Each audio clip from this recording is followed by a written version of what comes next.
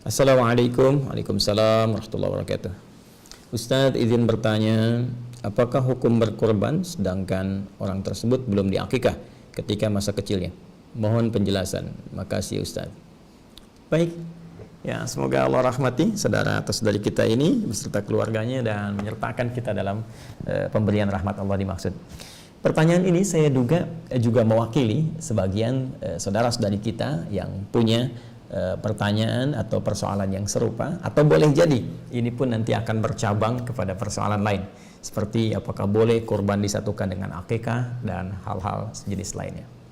Baik, kita coba uraikan dulu, dan seperti biasa kita pahami dulu dasar persoalannya sehingga pemahaman kita bisa lebih lengkap dan terukur, serta dari ukuran itu bisa menunaikan amalan dimaksud dengan lebih baik. Ya, kita punya persoalan akikah di sini. Oke. Yang terkorelasikan dengan kurban. Kita akan pahami dasarnya dulu dari sini, ya, sehingga nanti dari dasar pemahaman ini kita bisa lebih memahami dan menyimpulkan hukum yang disampaikan oleh para ulama kita. Satu, persoalan terkait akikah. Kita lacak dulu keterangan para ulama kita yang tersambung dengan petunjuk Rasulullah SAW terkait bab akikah ini. Di antaranya kita temukan dalam kitab Sunan Abu Daud, jadi hadis riwayat Abu Daud, ya, rahimahullah, nomor hadis 2838. Kita bisa temukan juga langsung ke rawinya, ya, dari Samurah bin Jundub, ya, Samurah bin Jundub radhiyallahu taala anhu, tersambung pada keterangan Rasulullah sallallahu alaihi wasallam. Baik, apa keterangannya kita bacakan?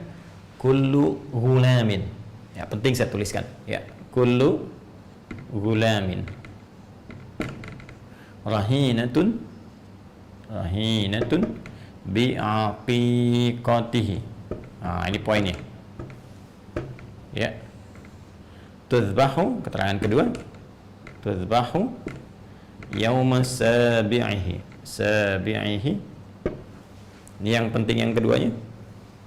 Kemudian wa yuhlaqu wa yusamma. Ini tambahannya. Wa yusamma. Ini poinnya. Kullu ghulamin, setiap anak itu. Ini segaris ya. Setiap anak itu. Rahinatun biaqiqati, tergadai dengan prosesi akikahnya. Bagaimana ini ditunaikan? Kapan? Tuzbahu, dengan disembelihnya, ya, hewan akikah itu yauma sabi'ihi, pada hari yang ke-7. Ini poinnya. Oke. Wa yukhlaqu, bersamaan dengan itu dicukur rambutnya bila ingin disempurnakan sampai cukur habis, ya, dibotaki. Wa yusamma, pun demikian, diberikan nama terbaik untuknya. Jadi ada 3 proses di sini: akikah, cukur rambut, diberi nama. Baik. Terkorelasi dengan ini juga ada hadis riwayat Imam At-Tirmidzi, ya, hadis riwayat Imam At-Tirmidzi. At-Tirmidzi, nama aslinya Muhammad, tumbuh berkembang di Tirmidz, ada yang menyebut Turmuz, disebut At-Tirmidzi. Nomor hadisnya 1519. Rawinya langsung dari suaminya Sayyidah Fatimah radhiyallahu taala anha, menantu Nabi sallallahu alaihi wasallam, sekaligus juga ini jadi keponakan beliau, ya, Ali bin Abi Thalib. Abi Thalib, ya, radhiyallahu taala anhu, karamahullahu wajah. Disampaikan qala aqta Rasulullah sallallahu alaihi wasallam anil Hasani bisyatin. Rasulullah SAW pernah melangsungkan akikah, ya, untuk cucu beliau Al Hasan, ya, pada kambing pertamanya. Pada kambing pertamanya beliau berkata kepada Sayyidah Aisyah. Jadi ada proses akikah di sini. Kemudian ada proses perintah beliau kepada Sayyidah Fatimah. Ya, saya evaluasi. Beliau berkata kepada putrinya Sayyidah Fatimah radhiyallahu taala anha, Apa perkataan beliau? Perhatikan kalimatnya, ahliqi, cukur rambutnya, wa tasaddaqi bi zinati sya'rihi bi fiddatin. Kemudian bersedekahlah dengan hasil timbangan cukuran itu dengan perak yang serupa atau yang senilai dengan hasil cukuran itu. Dan tentunya diberi nama pada saat itu dengan Al-Hasan. Jadi di sini ada akikah, ada juga prosesi cukur rambut. Ini penting nanti saya sampaikan terkait dengan penafsiran waktu prosesi akikah. Teman-teman sekalian, fokus di sini. Pertama, Nabi menyampaikan terkait akikah, kullu gulamin, setiap anak itu. Kata gulam biasanya dalam bahasa Arab itu dilekatkan pada anak dari mulai dia tumbuh, ya, menjelang sampai menjelang balig. Jadi belum sampai ke balig, ya, belum sampai ke balig, belum balig. Jadi kalau dia masih dalam kandungan janin, terlahir kemudian disebut maulud, ya. Quran surah kedua ayat 233, ya, Nabi menyampaikan sallallahu alaihi wasallam langsung firman Allah Subhanahu wa taala dari Al-Qur'an. Ya, apa firman-Nya? Wal walidatu yurdi'na auladahunna haulaini kamilaini liman arada ayyutimma radha'ah wa 'alal mauludi lahu. Ya, ini menunjuk kepada ayah yang baru diberikan karunia anak, disebut mauludi lahu. Ini sebagai berkah kepada orang tuanya. Jadi ketika anak itu lahir disebut dengan maulud, yang baru dilahirkan, lalu dari situ berproses menjadi sobi, bayi, ya, lalu tumbuh kemudian sampai menjelang balik disebut dengan gulam. Jadi dari anak itu mulai terlahir, terus sobi gitu kan, dari terus usia sehari, 2 hari, 3 hari, nah kemudian sampai menjelang balik, nama umumnya disebut dengan apa? Gulam. Baik. Ustaz, gimana kalau ada namanya gulam gitu? Apakah belum balik? Nah, mungkin ini pemaknaan berbeda, ya. Tapi secara umum namanya demikian. Nah, rahinatun, tergadai ia, kemudian diakikati dengan proses akikahnya. Saya mau sampaikan ini dulu teman-teman. Ya, akikah ini asal katanya dari kata akka, tadi ditemukan di sini di At-Tirmidzi nomor hadis 1519 dari sahabat Ali bin Abi Thalib. Beliau berkata akka Rasulullah sallallahu alaihi wasallam. Ini akka, ya, Rasulullah sallallahu alaihi wasallam. Sifatnya, keadaannya disebut dengan akikah. Akka itu asal katanya memotong, membelah, ya, menyembelih kalau kita sekarang lakukan terhadap hewan. Tapi asalnya memotong, akka, ya, memotong, membelah, memisahkan. Dari mana akar kata ini muncul? Ini yang paling menarik. Jadi diksi yang disampaikan dari ketentuan syariat itu begitu istimewa. Ya, bukan pilihan kata biasa, tapi nanti terkait dengan hikmah-hikmah tertentu. Saya mau gali dulu sedikit teman-teman sekalian ke atas. Jadi ketika manusia tercipta dengan sempurna, kemudian terlahir, selain fisiknya disempurnakan, Quran surah 95 ayat yang keempat, laqad khalaqnal insana fi ahsani taqwim, kemudian juga diberikan perjalanan kesempurnaan akal, dari mulai informasi dari telinga sampai ke mata, sampai ke pikiran, sampai akal sempurna. Pun demikian jangan lupa ada kesempurnaan dari inti kehidupan, roh, jiwa, nafasnya. Nah, jiwa kita ini menjadi sempurna ketika kita mulai kemudian menjalani kehidupan usia 4 bulan, kemudian dilahirkan. Saat kesempurnaan ini terjadi, ada 2 potensi yang melekat dalam jiwa itu. Satu potensi baik disebut dengan takwa, yang kedua potensi kurang baik disebut dengan fujur, nama lainnya nafsu. Ini nanti bisa kita lihat di Quran surah ke-91 Asy-Syams. Ya. Ayat ke-7 sampai dengan 10. Ya, wa nafsi wa ma sawaha, ketika nafas itu telah tercipta dengan sempurna, fa alhamaha fujuraha wa taqwaha, maka dengan kesempurnaan itu diilhamkanlah kemudian ada jiwa fujurnya, jiwa takwanya. Takwa potensi kebaikan, ya, di sini puncaknya ada dibisikkan oleh para malaikat. Fujur itu potensi hal yang kurang baik, lawan dari takwa. Jadi kalau ada jujur, ada bohong, ya, kemudian ada tawadhu, rendah hati, ada sombong, demikian seterusnya. Yang fujur ini didesain oleh Allah untuk menjadi katalis, ya, supaya yang baik-baiknya ini bisa muncul. Sebab kalau nggak ada yang ini, yang satu ini fujur, ini nggak akan bisa naik. Ya, saya pernah terangkan ini dalam edisi Sitama terdahulu. Nanti Anda bisa cek kembali. Secara cepat, fujur itu nama lainnya disebut dengan nafsu. Ya, jadi kalau takwa tadi bawaan sifat malaikat, karena itu malaikat selalu baik, tak pernah salah. Quran surah 66 ayat ke-6. Tapi nafsu ini cenderung membawa kesalahan. Quran surah ke-12 ayat 53. Ya, wa ma ubarri'u nafsi innan nafsa la'ammaratun bisu. Sedangkan nafsu itu sifat bawaan yang langsung dilekatkan pada hewan. Makanya kalau hewan berbuat banyak kesalahan dan tampil tanpa pertimbangan, ya hewan senang tampil tanpa busana, hewan buang kotoran di mana-mana, ya hewan melakukan hubungan gitu kan, yang tanpa kontrol dan seterusnya. Karena memang sifat fitrah hewani itu tercipta dengan nafsunya. Nah, yang paling menarik adalah teman-teman sekalian, Allah Subhanahu wa taala melalui petunjuknya kepada Rasulullah sallallahu alaihi wasallam memberikan dengan sifat kasih dan sayang yang sangat luar biasa, memberikan arahan agar sejak bayi itu terlahir, manusia itu mulai terlahir, dari mulai tumbuh, sebelum balik nih, sebelum semua yang baik dan buruknya dicatatkan sebagai pertanggungjawaban hisab di hari kiamat nanti, diminta oleh Allah melalui petunjuk Rasulullah, hei, taklukkan dulu nafsunya, simbolkan dengan potong itu, ya.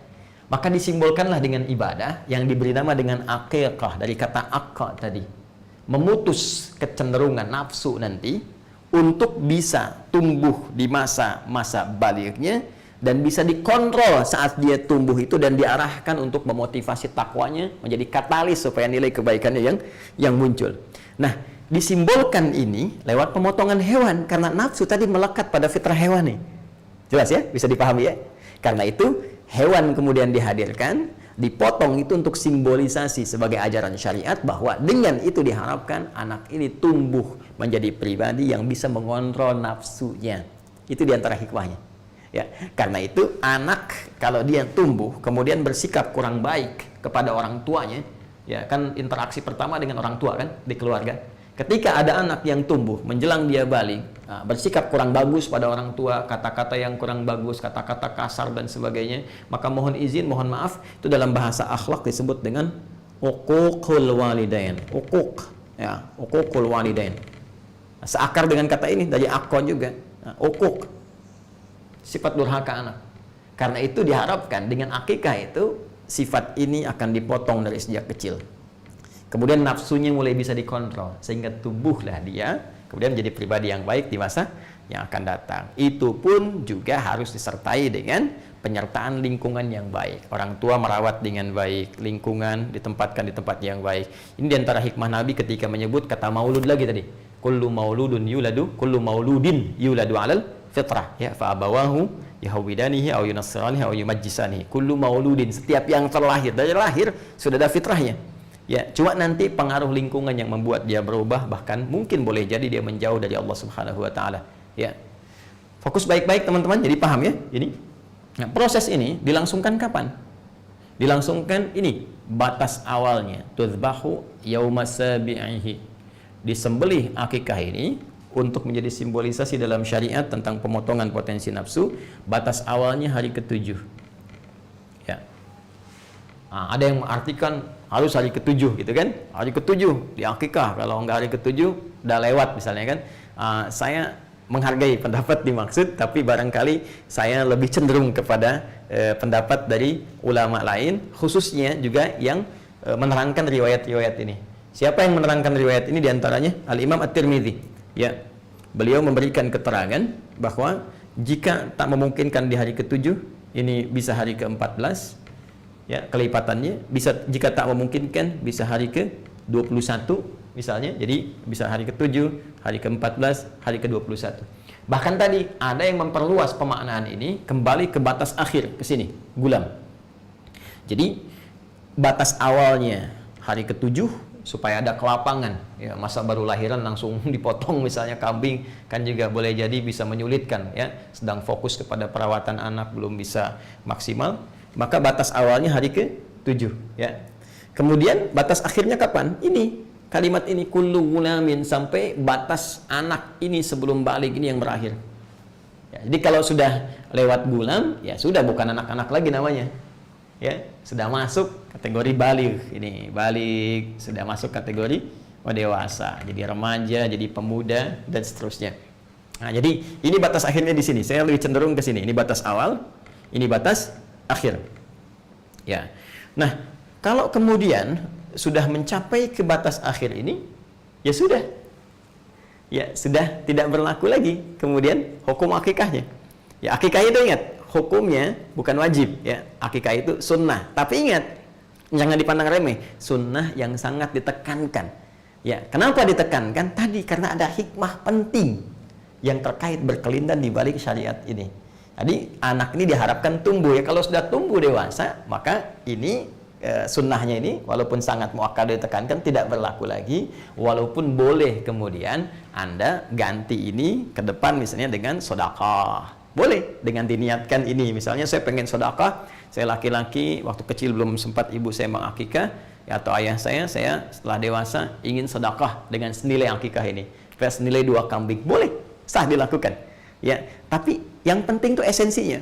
Jadi akikah itu diniatkan salah satunya dengan harapan anak tumbuh jadi baik dan disertai dengan pengawasan orang tua dan menempatkan pada lingkungan yang terbaik. Jadi kalau ada anak di akikah terus orang tuanya tidak mengikuti ya turunan dari akikah ini, ya memang di akikah kambingnya bagus-bagus, cuma ya dibawanya ke tempat-tempat yang kurang bagus. Ya, anak baru tumbuh dibawa ke diskotik misalnya, anak tumbuh dibawa ke tempat-tempat maksiat yang nggak akan nyampe kepribadian baik ini. Ya, hikmahnya itu. Tapi kalau Anda pun orang tua belum sempat saya akikah, tapi berharap berikhtiar, nggak ada juga. Tapi orang tuanya merawat dalam keadaan yang baik, mengajarkan Quran dan sebagainya. Sehingga ketika anak ini tumbuh dewasa, muncul kesadaran-kesadaran terbaik. Bahkan dia melihat lagi keadaan sewaktu kecilnya. Nah, ketika melihat itulah kemudian ada tumbuh nilai-nilai kebaikan, dia boleh bersedekah. Tadi seperti yang saya sampaikan. Jadi hikmahnya ke sini teman-teman sekalian. Ini berpahala. Ya, tapi kalau lewat masanya, kemudian tentunya tidak ada lagi kesunahan yang ditekankan akikah, tapi boleh kemudian Anda niatkan untuk misalnya bersedekah dengan senilai ini. Persis seperti begini, tahajud itu kan sunnah muakkadah. Tahajud malam kan, sunnah muakkadah, bukan wajib ya, hukumnya, tapi sunnah, tapi sangat ditekankan karena ada banyak kemuliaan yang tidak didapatkan dalam sholat-sholat selain tahajud. Itu ada di Quran surah ke-17 ya, ayat 79 sampai dengan 81-nya. Wa minal laili fatahajjad bihi nafilatan lak. Di antara sebagian malam bangun tunaikan tahajud. Nafilah ya, itu nafilah, penyerta ya, tapi penting. Penyerta kepada yang pokok, yang wajib diikutkan ya, sunnah hukumnya, nafilah jenisnya, tambahan. Nafilah itu tambahan. Tambahan dari yang pokok, tapi penting sekali. Saking pentingnya kalau bisa tunaikan. Ya, nanti kalau ada orang sudah terbiasa tahajud, tiba-tiba malamnya nggak sempat bangun gitu, ya karena faktor tertentu, besoknya kemudian dia bangun, ya maka ada waktu-waktu yang kiranya sudah lewat dari tahajud, tapi besoknya masih ada, maka Nabi dalam satu riwayat dan disampaikan informasi dari para ulama menyampaikan amalan-amalan yang kiranya bisa untuk menggantinya. Misal dengan apa? Menambah di sholat duhanya, ya ditambahkan jumlah bilangan rakaatnya. Ya, kalau tidak pun lewat dari bilangan duha itu sampai ke zuhur kan sudah lewat dari waktu duhanya, ya. Karena dari itu dia mungkin bisa ganti dengan perbanyak sedekah, banyak baca Quran, walaupun tentunya amalan ini tidak disamakan dengan tahajud, tapi niat itu yang diukur oleh Allah Subhanahu wa taala dan kesungguhannya untuk bisa menunaikan amalan-amalan dengan baik. Dan bahagianya kita, amalan itu ditimbang, dinilai oleh Allah berdasarkan niat dan kesungguhan. Innamal a'malu bin niat. Kemudian tentang kesungguhan di Quran surah ketiga ayat 142. Ya am hasibtum an tadkhulul jannata walamma ya'lamillahu alladhina jahadu minkum wa ya'lamas sabirin. Untuk bisa bekal ke surga itu Allah akan melihat kesungguhan kita dalam menunaikan amalan-amalan. Ini poinnya ya. Jadi dari sini bisa terjawab kalau sudah dewasa, maka tadi ya tidak harus Anda berpikir untuk akikah lagi, tapi Anda boleh kemudian memikirkan, merencanakan, berikhtiar untuk sedekah ya. Nah, seperti ini jelas. Dan sedekah yang paling bagus ya diantaranya waktu-waktu seperti ini bisa memperbanyak infak atau Anda alihkan kepada kurban tadi ya, kurban teman-teman sekalian, ini poinnya ya. Sudah.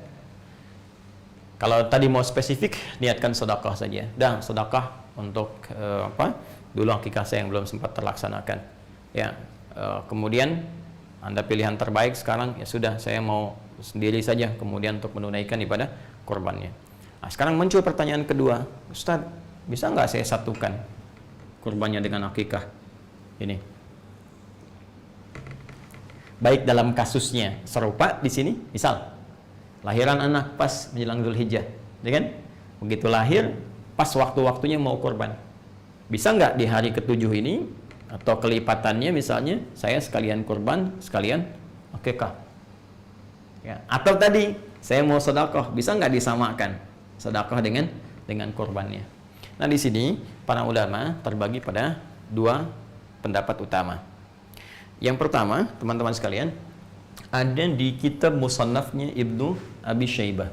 Ya, Musannaf Ibnu Abi Syaibah. Ya. Itu keterangan bahwa pendapat pertama diwakili oleh kalangan mazhab Hanafi, kemudian Hambali, juga ada juga pendapat dari Imam Al-Hasan Al-Basri, ya, Hasan Al-Basri, juga ada tambahan dari Ibnu Sirin, ya, yang cenderung pada pendapat bolehnya menyatukan dua ibadah ini, ya, dengan satu pelaksanaan. Ya, secara inti boleh kurban misalnya, ya, sekaligus dalam kurban itu disatukan dengan niat akikah. Ya, misalnya kalau untuk perempuan lahir terus pas bersamaan dengan Dzulhijjah, dia pengen kurban, sekaligus dengan kurban itu disatukan untuk niat akikahnya. Nah, ini menurut pendapat yang pertama, ini boleh, silahkan saja, sah saja untuk dilakukan. Jadi silahkan Anda berkurban kemudian niatkan sekalian untuk akikah. Atau dalam konteks yang sedekah ini boleh, silahkan berkurban, niatkan sekalian untuk konteks sedekah, ya, dengan berharap akikah yang kemarin-kemarin juga Allah berkenan menerima ibadah terbaiknya. Ini pendapat yang pertama. Ini saya sertakan juga ulama-ulamanya, kemudian ke atasnya di kitab yang bisa kita lacak. Kemudian yang kedua, teman-teman sekalian, ya, ada juga pendapat dari kalangan ulama Malikiyah, ya, yang disambungkan ke Imam Malik. Kemudian Syafi'iyah, di kalangan Syafi'iyah yang disambungkan kepada Imam Asy-Syafi'i. Ya, ini bisa dilacak di dalam kitab Fatawa Al-Fiqhiyah Kubra, ya, Fatawa Al-Fiqhiyah Al-Kubra karangan Ibnu Hajar Al-Haytami.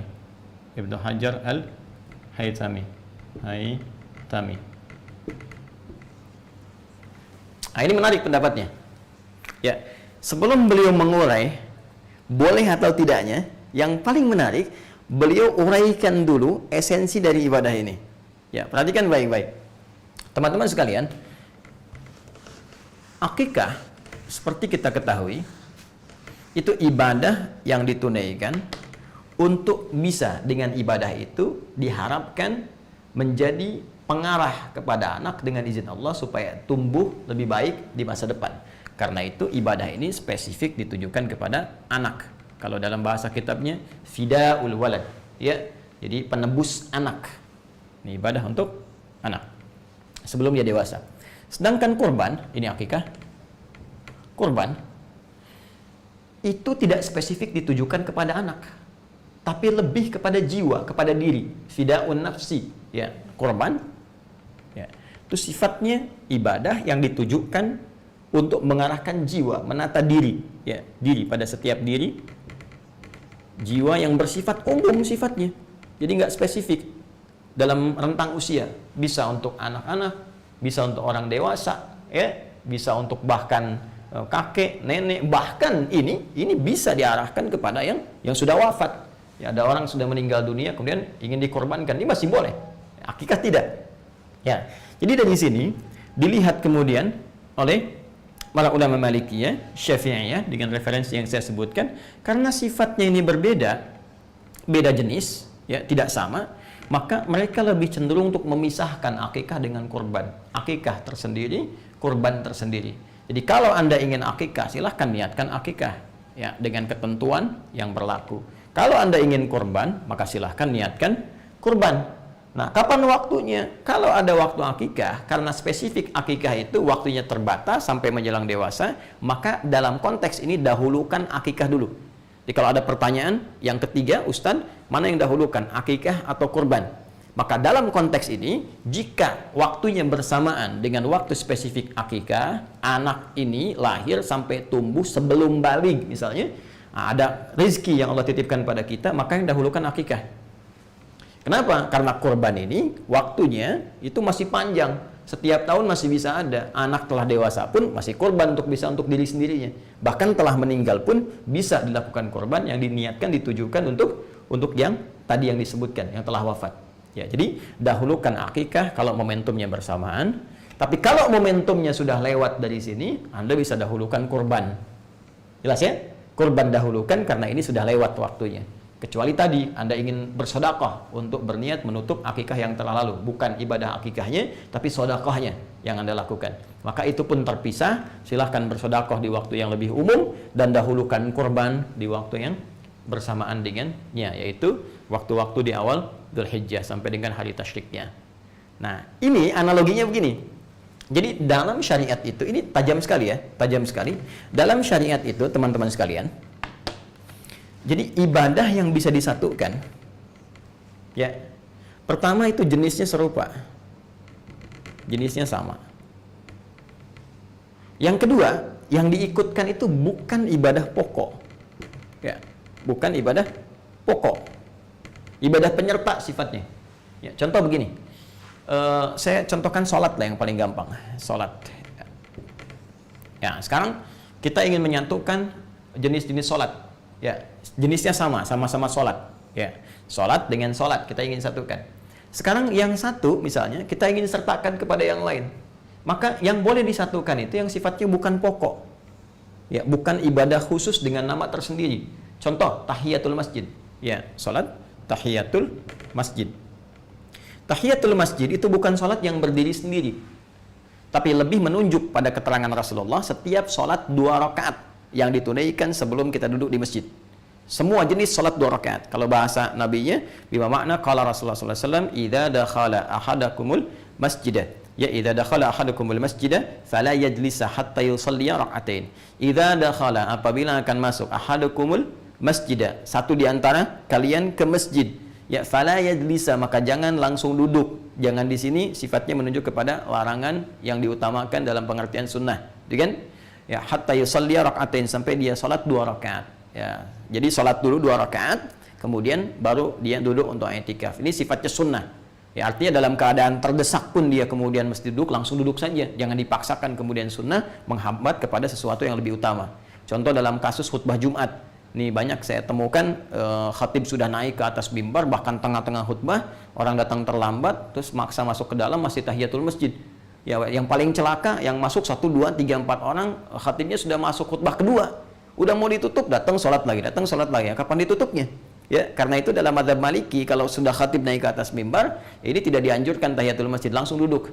Ya, kecuali dalam kondisi tertentu, ya, kasusnya seperti Sulaik Al-Ghatafani di zaman Nabi SAW yang ingin dikenalkan kepada jamaah bahwa ini ada orang baru, bukan orang Madinah, yang butuh bantuan. Karena itu beliau tunjuk untuk sholat, ya, sedangkan beliau masih menunaikan khutbah. Ini pembahasan lain nanti ya, supaya tidak melebar. Nah, jadi jangan langsung duduk kecuali sholat 2 rakaat. Sholat apa yang dimaksud? Ya, sholat apa saja. Bisa sholat wudhu, setelah wudhu masuk masjid sholat, ya, bisa sholat duha. Ya, jadi umum sifat sholatnya. Di setiap sholat yang ditunaikan saat masuk ke masjid 2 rakaat itu sama dengan nilainya tahiyatul masjid. Karena itu tahiyatul masjid itu bisa dimasukkan ke dalam setiap sifat sholat apapun yang ditunaikan sebelum duduk. Jadi kalau sudah Anda masuk misalnya, ya sudah, nggak usah Anda tunaikan satu sifat. Ya, contoh begini, mohon maaf ya, ini untuk simpel ya penyatuan. Anda datang subuh ke masjid, masih ada waktu 5 menit sebelum qomat, kan? Ada sebagian saudara kita yang ketika masuk tahiyatul masjid dulu. Setelah itu salat sunnah qobliyah, ya. Tidak dilarang, sah-sah saja boleh, silahkan. Tidak ada masalah di sini. Tapi sebetulnya Anda bisa membuat simpel. Bagaimana caranya? Masuk, tunaikan 2 rakaat sebelum subuh. Ketika Anda tunaikan qobliyah subuh 2 rakaat sebelum subuh, ya, itu saat masuk masjid lalu Anda duduk i'tikaf, itu sama nilainya, sudah mencakup kepada tahiyatul masjid. Ditunaikan satu sholat sudah mencakup 2 sholat di sini, ya, disatukan dalam satu, ya, syariat yang sama, dalam satu pelaksanaan yang serupa. Jadi sisanya tahiyatul masjid digabungkan dengan tadi qobliyah subuh, ya niatnya qobliyah subuh, penamaannya sudah masuk tahiyatul masjid dengan sifatnya. Dari situ sisa waktunya Anda gunakan untuk berzikir, bisa berdoa, kan mustajab ya di antara adzan dengan iqamah. Ya, dengan demikian Anda teruskan amalan-amalan lainnya. Ini menyatukan dua jenisnya sama-sama sholat, yang satu bukan pokok. Nah sekarang gini, akikah dengan kurban, jenisnya sama nggak? Sama-sama nyembelih hewan, ya kan? Sama-sama menyembelih kan? Bahkan hewannya bisa sama, kambing kan sama kan? Baik, kambing dan sejenisnya itu bisa ada kesamaan. Cuma sekarang, apakah yang satu pokok, yang satu bukan, atau dua-duanya pokok, satu ibadah yang terpisah? Nah, ternyata setelah diteliti, ini dua-duanya menjadi pokok dan dua ibadah yang terpisah. Kurban, akikah. Bahkan batasnya tertentu. Akikah punya batas, kurban juga punya waktu tertentu yang boleh jadi tidak sama dengan batas akikah. Karena ketidaksamaan ini, maka ulama Malikiyah, Syafi'iyah tadi yang disampaikan dalam Fatwa Al-Fiqh Al-Kubra, kayak Syekh Ibnu Hajar Al-Haytami mengatakan lebih cenderung untuk dipisahkan. Ya, dengan waktu-waktu tertentu seperti tadi uraian telah saya sampaikan. Ya, Syekh Utsaimin di sini cukup bagus, ulama kontemporer. Beliau telah wafat dan kita doakan semoga beliau dirahmati dan merahmati seluruh ulama-ulama lainnya. Saya sebut Syekh Utsaimin untuk mencontohkan sikap ini loh, yang tadi. Beliau itu kan Hambali, jadi pengikut di mazhab Imam Ahmad bin Hambal. Kemudian juga salah satu ulama yang sangat istimewa di rezim Saudi yang sekarang ya. Dan beliau telah wafat dan beliau punya corner ya, pojok Syekh Utsaimin di Hotel Sofwa. Jadi kalau Anda masuk ke Hotel Sofwa, masuk dari pas jajar dengan Masjidil Haram itu lurus, sampingnya Zamzam persis nempel ya. Anda lurus masuk, kemudian dari situ naik eskalator pertama, masuk, kemudian ada toko-toko, naik lagi satu eskalator ke atas lagi ya. Begitu naik eskalator ke atas, sebelah kanannya ATM, tukang es krim, balik ke kiri. Nah, dekat ke kiri itu langsung ada pojok Syekh Utsaimin di situ. Jadi Anda bisa lihat. Terus naik lagi ke atasnya itu sofa ya, sebelah kanannya tukang cukur 30 real. langsung bersih gitu. Nah, itu ada di situ. Syekh Utsaimin cukup menarik. Beliau itu condong kepada mazhab Hambali sebetulnya. Ya, kata beliau bisa disatukan, tapi akan lebih bagus kalau menurut saya pribadi, kata beliau, bisa dipisahkan. Jadi kalau ada anggarannya, kalau anggarannya itu bisa mencakup dua ini, kata beliau akan lebih bagus kalau dipisahkan. Jadi mengambil yang pertengahan, satu untuk akikah, satu lagi untuk kurban. Saya ingin menunjukkan betapa sikap para ulama-ulama itu begitu objektif, begitu teduh, kan? Kemudian saling menghargai pendapat yang lain, saling mencari jalan tengah.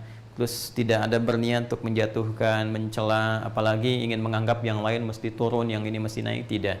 Dan itu sebetulnya bagian dari karakteristik yang harus dimunculkan dan kita saling mendoakan.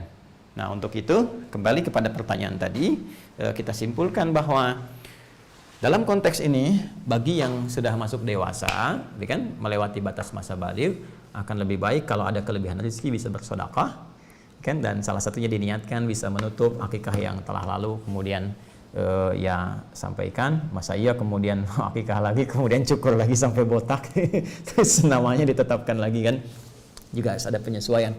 Kemudian yang kedua, jika ada bersamaan akikah dengan korban, mana yang dahulukan? Saya pribadi tadi lebih cenderung kepada sikap yang diambil oleh para ulama Malikiyah, Syafi'iyah. Jika memang ada rezeki yang berlebih, kita bisa pisahkan antara akikah kemudian dengan kurban, karena ini dua pokok ibadah yang berbeda, yang tidak sama, yang ketentuannya juga memiliki ketentuan masing-masing.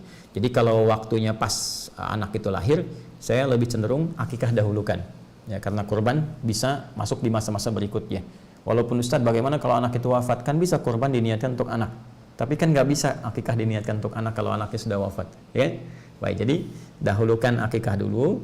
Nah, kalau terbalik situasinya sudah dewasa, maka dahulukan kurban dulu ya, karena waktunya khusus. Nanti setelah kurban, kalau Anda ingin bersedekah mengganti yang akikah, maka itu silahkan dengan segala kelapangan, dan semoga Allah menerima amal ibadah dan merahmati kita semua. Kurang lebih ini ya, saya bisa menjawab dari awal dengan cepat, misalnya ini hukumnya begini, paling-paling selesai 2 menit, 3 menit. Tapi kan kedalaman ini nggak kita temukan. Jadi mohon izin untuk bersabar kalau sekiranya ada pertanyaan. Saya bahas kadang mungkin, wah ini kok kemana-mana, bukan kemana-mana, karena memang korelasinya ke situ gitu ya. Jadi agak lebih panjang supaya kita bisa memahami dengan lebih baik.